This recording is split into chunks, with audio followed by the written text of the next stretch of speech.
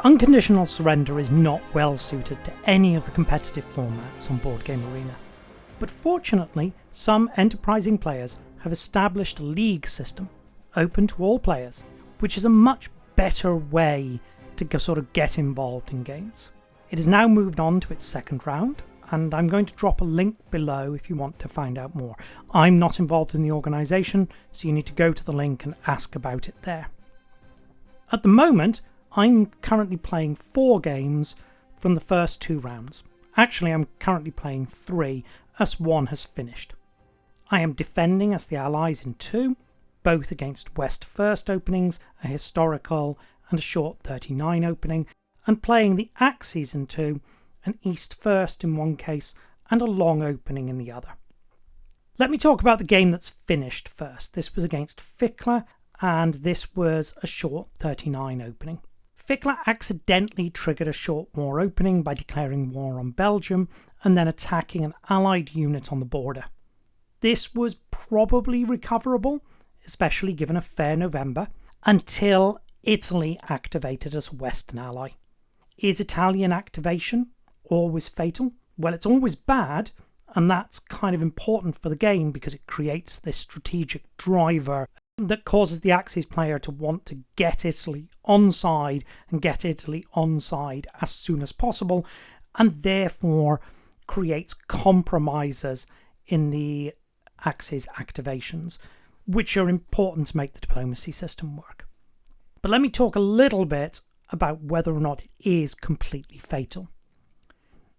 It's less threatening if Italy activates for the inactive faction, i.e. if you're doing East First, it activates for the Western, or if you're doing West First, it activates for the Soviets. And it's less fatal in a long opening. In fact, as I talked about in my openings video, there is a variant, which I've not played in a league game, in which you deliberately conquer Italy in a long opening. To illustrate that it's not fatal, I understand that the results from 2 of the first round US section games involved an Italian activation for the Allies, and in both those cases the Axis player won the game. I don't know the details, but I'm guessing that in one of those the Italians activated for an inactive Western faction. This is the position at the start of February 1940. It illustrates both the problems with an Italian activation and the correct response. The Allied objective in any opening is to set up hurdles that the Axis can fall at. In this case, they are doing that in 2 ways. They are throwing the expendable Italian and other Allied forces in the way to give the French and the British the chance to rebuild, to maximise their chance of holding out through 1940 and into the bad weather. They're also threatening German factories with the Italians, which will slow down the Axis' advance, disrupt their diplomacy, etc. The Axis are generally responding in the correct way, which is to press on in France. Ultimately, the fall of France is the only thing that will stabilise this, but careful management of that attack is necessary. If Italy activates, you must stop them in the Alps. Every factory that falls hurts the German production points and ultimately brings you closer to defeat. Talking about careful management, this game kind of hinged on rules knowledge. I've talked about this in connection with complex war games, the degree to which the learning curve for rules is so much longer than it is in most games. So even if you know the rules, it's still easy to get tripped up. Fikla did not intend to go into a 39 line. They accidentally triggered one. And on this turn, they did not intend to trigger Mediterranean crisis, which happened because of an airstrike against the Italian Air Force, which I had held on the Italian side of the border so that it was protected by the condition that attacks into a country bordering the UK or France overseas areas activate Mediterranean crisis. Some editorializing. I don't like the triggers for conditional events. They are clear examples of the unclear legalese that prove such a hindrance to players understanding them. For Med Crisis, it could really be very simple. If Spain or Turkey activate for any faction, or if Italy, Iraq, French North Africa or Syria activate as Axis allies, then it activates. That rule is easy and simple to follow. It's much less likely to lead to a player making this sort of mistake and accidentally activating the Italians. In theory, the German player could conquer Italy and then engage in a series of parachute assault hops into North Africa, but it would be pointless as they would have no method of getting ground troops there. It would be time consuming, and the Western player would have to be asleep to allow it to happen. So that edge case isn't a good reason not to simplify the Med Crisis activation. Anyway, back to the position. The German player does have enough troops to shut down an Italian invasion.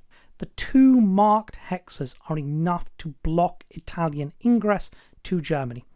It makes sense to prophylactically cover them if Italy has not yet activated. Just put 2 garrisons there. Definitely if you're playing something delicate like the 39 opening, but pretty much for any opening, placing 2 units there will cause you no particular hassle, and it will save you a lot of trouble if Italy activates. These units would still stop the Italians even if Yugoslavia activates, because the Italians can't move into Yugoslav territory. However, things did not go well in this game for the Axis. Several units in France fell into a supply trap, and the Italians were never fully contained. It's worth noting, by the way, that even with the economy crippled and a huge numerical advantage, it's remarkably difficult to actually finish the German army off in the early war. You just don't really have the kind of punching power you do with the Allied armoured units late in the war. Let's quickly see where my other games are. Sotakarhu is playing a historical opening, and they've been as fortunate as you can be on the early part of the war. Yugoslav and Romanian troops are available, Finland and Turkey have joined them, the British have been driven out of Egypt and suffered badly in the strategic war. At the moment they get just 8 production points from Commonwealth and Lend-Lease, but I have held on to Kuwait.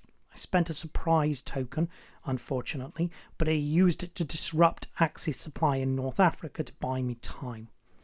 Unfortunately, the British Army and Navy is exhausted, and it's going to take a long time for me to rebuild them.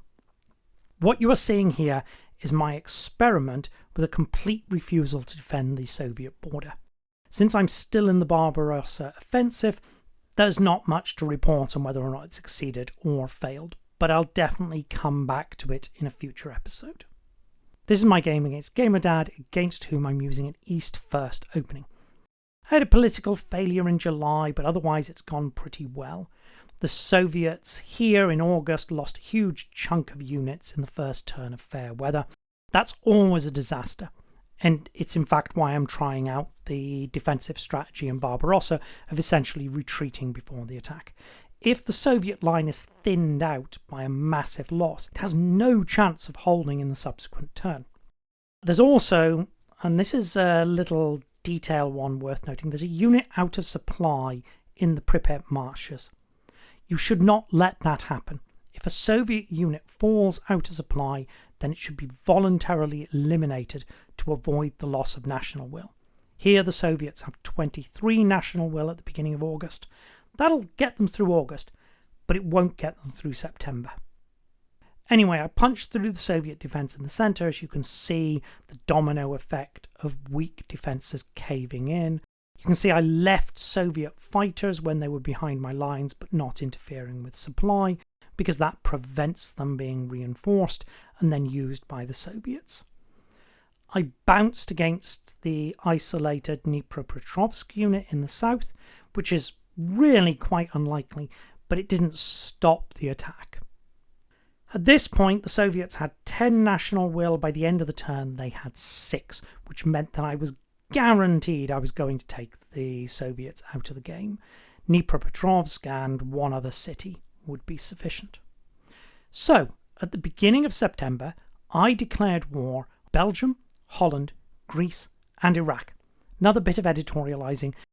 Only point in the entire war where the Germans declared war on more than one country at a time was Belgium and Holland when they invaded in the west, and Denmark and Norway when they carried out their surprise attack in the north. And in both cases, that's just 2 countries in game terms.